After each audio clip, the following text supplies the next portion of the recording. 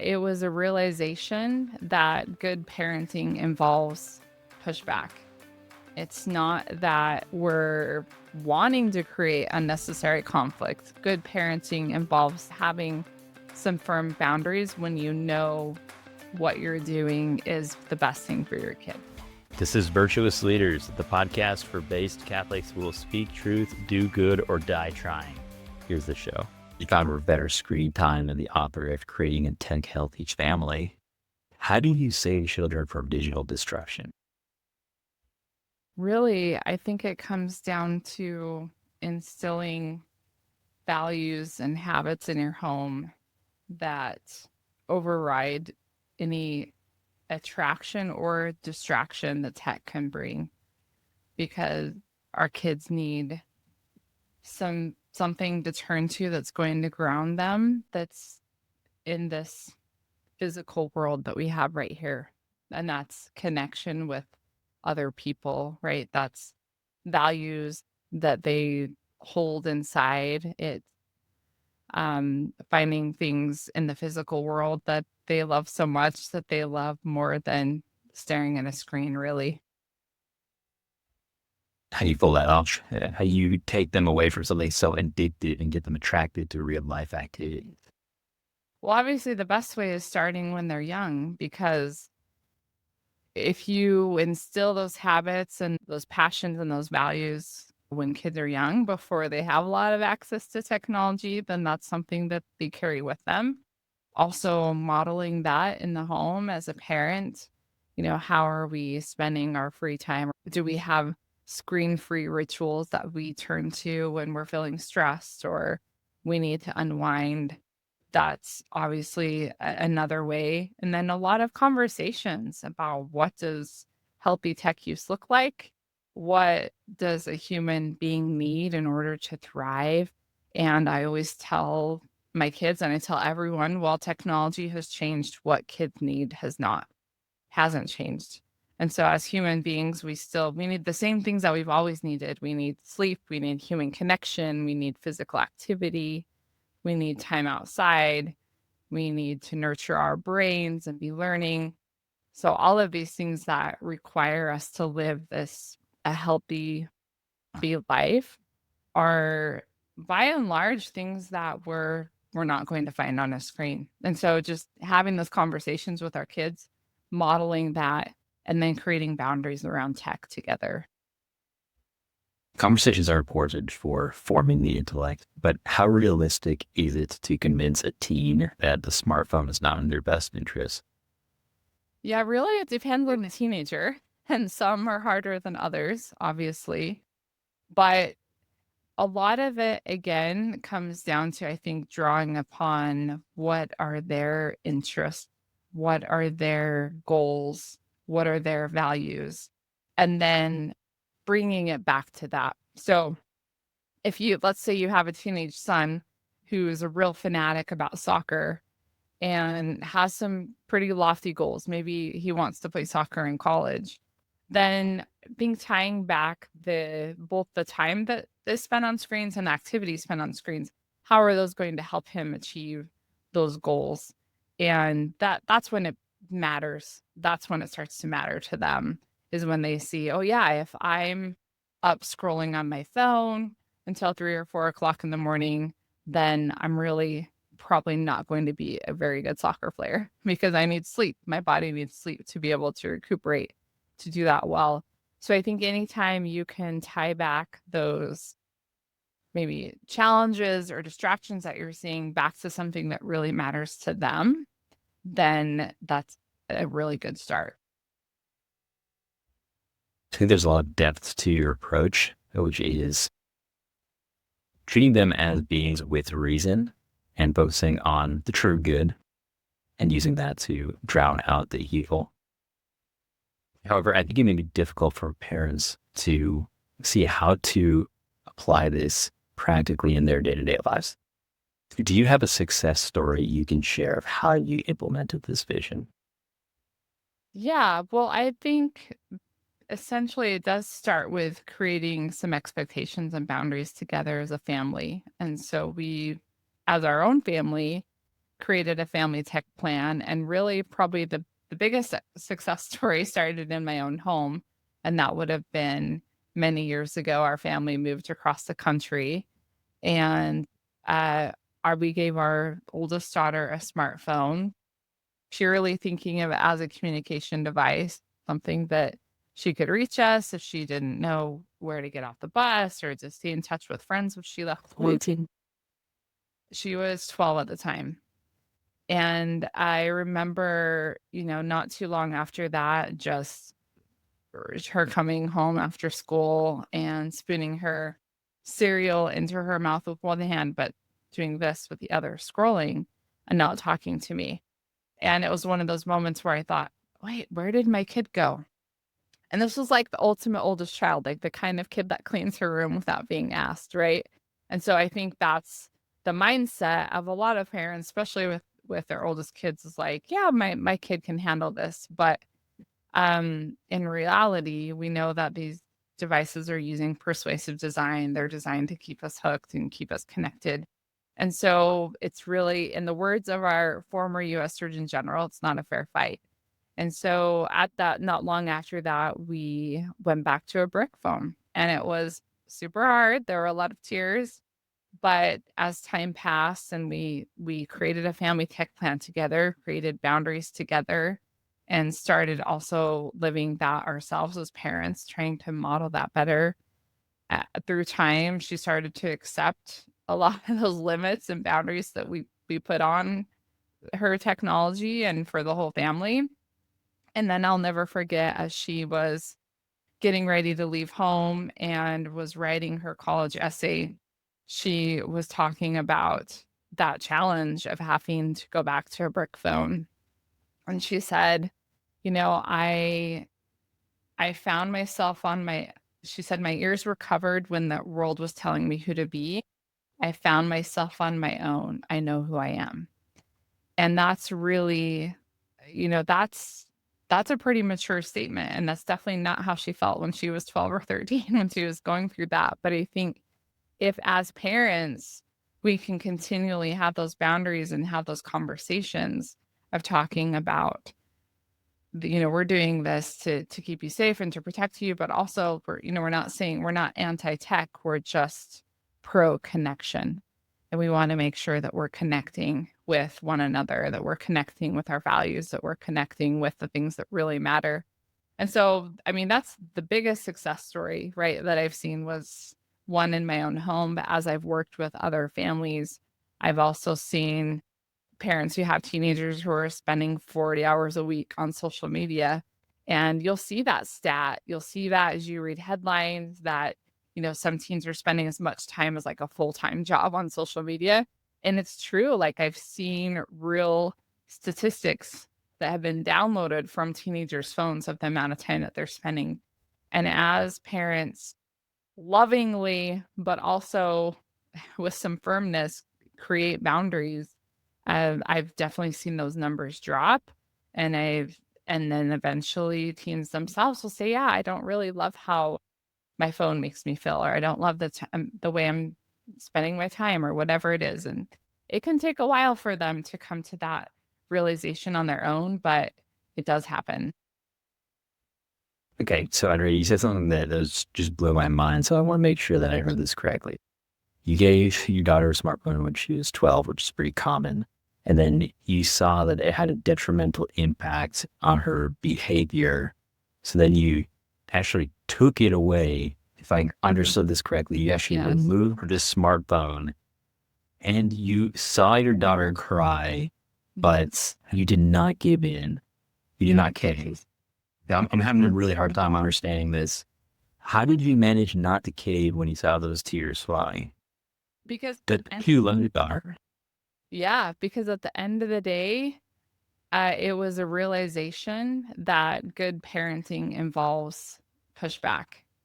And it's not that we're wanting to create unnecessary conflict. Like, that's something else. But good parenting involves having some firm boundaries when you know what you're doing is the best thing for your kid.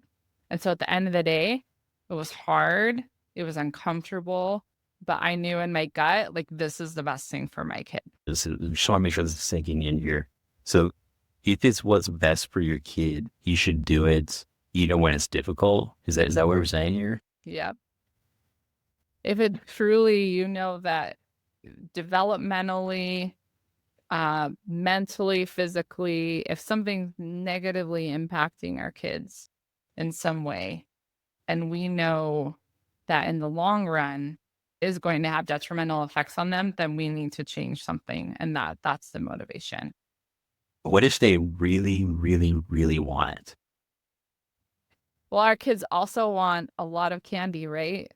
When they're like 3 years old, like they would usually way rather eat candy than broccoli. But we don't do that because we know, okay, well, their teeth are going to rot out or they're going to become diabetic.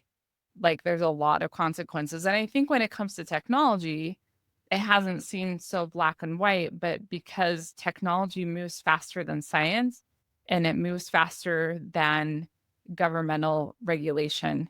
And so that is the challenge that parents have today is they really do have to trust, like, we do at least have a pretty good over a decade's worth of experimentation. And we know based on what we're seeing, if you talk to any parent that's parented, gave a smartphone to a teen, they'll tell you like there's been some lasting consequences. And I think that's enough data for parents today to, yes, do the hard thing. So not hand over the candy, but like do it in moderation and serve the broccoli on most days.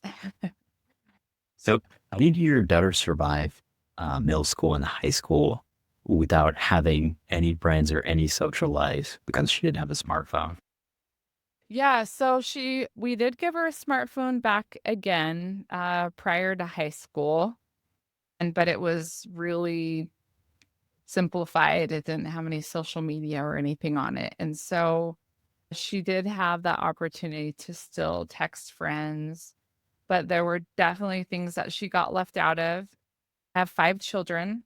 So that was my oldest, and I have 5 kids. And right now I have my second daughter who just turned 18, and she just got social media for the first time and just barely after she turned 18. And we were talking about this, like, what does this look like when you're missing out? But I really like this phrase that 4 quarters is worth more than 100 pennies. And what I've realized with my kids is that if they can find just a few good friends, solid friends, those friends are like still going to text them. They're still going to stay connected. And yeah, you're not going to keep up on tons of Snapchats or other maybe conversations that are going on online, but you'll have that core, those 4 quarters, the core group of friends that are going to stay connected with you and they're going to watch out for you. And there were definitely things that my kids have missed out on over the years. Like there's no doubt about that. But what I always tell parents is like, but guess what else they've missed out on? So much drama, digital drama, um, easy access to pornography, cyberbullying, like the list goes on and on. And those are real dangers that kids are facing online today, and they miss out on that. So it's really comes down to like, you have to decide, like, are those harms and risks worth it? Or, am I going to limit the access because I know at the end of the day, yes, they might miss out on a few things, but at the end of the day, they're going to miss out on way worse things. They'll be much better off without it. So one of the biggest challenges I've seen is when the spouses don't agree on the approach. So the typical dynamic that I see is the dad sees the harms, just like yours. Social media, smartphone. But the mom is very afraid of the child missing out, not having the social life, and also exaggerated sense of physical danger. The dad caves on his principles in order to appease the mom. What do you recommend in that situation? How do you navigate that? Yeah, this is common and it can flip flop. It happens like on both sides, right? Where one one parent or one spouse or partner is a little more lenient than the other, or is more concerned or worried than the other. And one of the best strategies that I've found is that, first off, as a parent who's concerned about it, if whoever is listening, if you're that parent, it really starts with looking at your own tech habits and seeing maybe what are some things that I could change or should change so that I can model better tech habits in my home. And for me, that started with taking devices out of my bedroom and out of the bathrooms, and never taking it in there. And that was 8 years ago. And I've stuck with that. But really, it kind of started with that conversation with my spouse where I just told him, "Yeah, I realize, like, I'm scrolling instead of having conversations, and it's interrupting, my sleep. It's interrupting maybe time I would have to journal or read scriptures or something like that, and to really reflect and rejuvenate." And so I just tried that experiment, and then I was sharing with my spouse the benefits that I was seeing. And so as the saying goes, like, change starts with me. And so as we make changes, we can share that with our spouse or partner, but also with the rest of our family, and say, "Hey, these are the benefits that I'm seeing from making these changes." And then a lot of times that will inspire other people to make some changes too. Sometimes it won't. But also, if you have certain things that you're concerned about, talking to your spouse or partner about some of the research that you're seeing and sharing some of that data. And again, different approaches will work with different people depending on, like, if they're maybe more emotional, if they're more logical. But I know in our home, like, presenting some of the data perhaps that I'm seeing about the harms of smartphones, that's really helpful with my spouse. And that's something that over time you can share, like, real stories of people that and perhaps challenges that those kids have had, and maybe your spouse isn't aware of those things. And so it's all about planting a seed and having those small conversations of, like, "Hey, this is something that we really need to watch out for. Let's be thinking about how we want to handle this with our kids, because I'm really concerned about it." And I think when somebody on the other end, when you say that, "I'm really concerned about this," because, if obviously it's a respectful and loving relationship, they'll want to take that seriously. So we can't expect changes overnight, but we definitely should share and voice our thoughts and our concerns.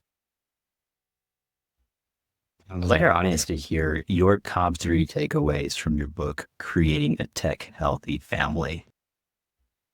Yeah, I would say the top thing is just to work with your kids to make a plan. Because a lot of times when we want to change something about screens in the home, we're wanting to come at it almost in a bit of a controlling way, and just say, "Hey, these are all the things that we need to change." And when we take that approach, it doesn't work very well because it's a fear-based approach. So we want to come at this from a place of confidence and love, and not fear. And so I would say that's probably my very top takeaway, is having the right mindset about why you need to make these changes, not because you feel guilty, not because you think you're a bad parent if you don't, not because you're just so scared that your kids will come across pornography, or what other fear you might be having, but really from a place of, like, this is my responsibility, my stewardship as a parent, to safeguard my family and to teach them. And so I think that's the top thing, is having that mindset. And then the second thing really is working with your kids to create those boundaries together, because they need buy-in.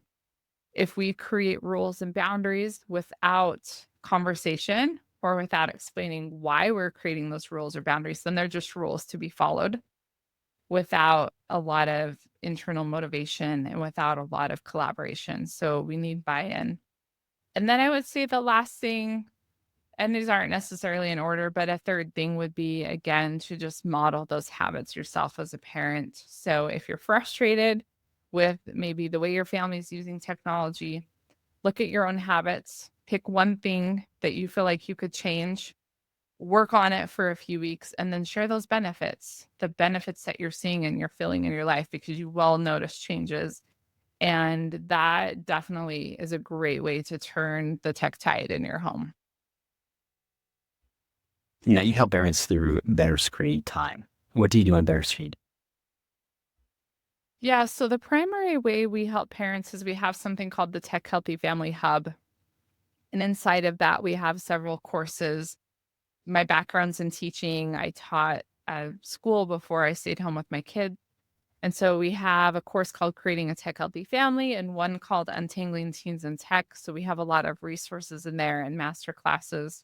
So it's primarily through teaching.